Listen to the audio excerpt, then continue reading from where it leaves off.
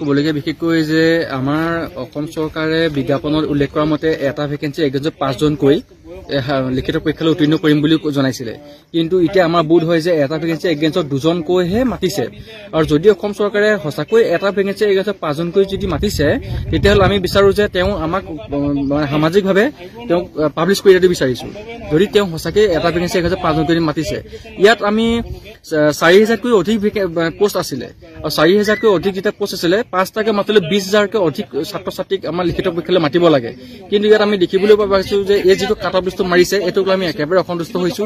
আমি চৰকাৰক মাননীয় মুখ্যমন্ত্ৰী মহোদয় আৰু ডিজিপি মহোদয়ক আমি এটোই অনুৰোধ কৰিছো যে দ্বিতীয়খন লিষ্ট যাতে আমাক প্ৰেৰণ কৰক আমাৰ মন ভাঙি যাব যাতে নিদিয়ে আমাৰ ইয়াত বহুত কষ্ট হোমাই আছে আজি বহুত কম্প্ৰমাইজ কৰিবলগীয়া হৈছে আমি এই ক্ষেত্ৰত এটা কি আহ্বান জনাব এটা আমি আহ্বান জনাইছো যে চৰকাৰক যে আমাক ন্যায় লাগে আমি অহা সোমবাৰে এই বিষয়টোৰ ওপৰতে গৈ উচ্চ ন্যায়ালয়ৰ ওচৰতো আমি দৰখাস্ত দিম বুলি আমি মনতে বান্ধিছো আৰু বৰ্তমান এতিয়া আজি তাৰিখত গুৱাহাটীত আমাৰ ছাত্ৰ ছাত্ৰী প্ৰায় 200কৈ অধিক উচ্চ ন্যায়ালয়ৰ দৰজাত গৈ আছেগৈ আমি অহা সোমবাৰে সকলো ডিষ্ট্ৰিক্টৰ ল'ৰা ছোৱালী একগোট হ'ম আৰু সোমবাৰে আমি উচ্চ ন্যায়ালয়ৰ দৰজা মানে ওচৰত যাবলৈ বাধ্য হৈছো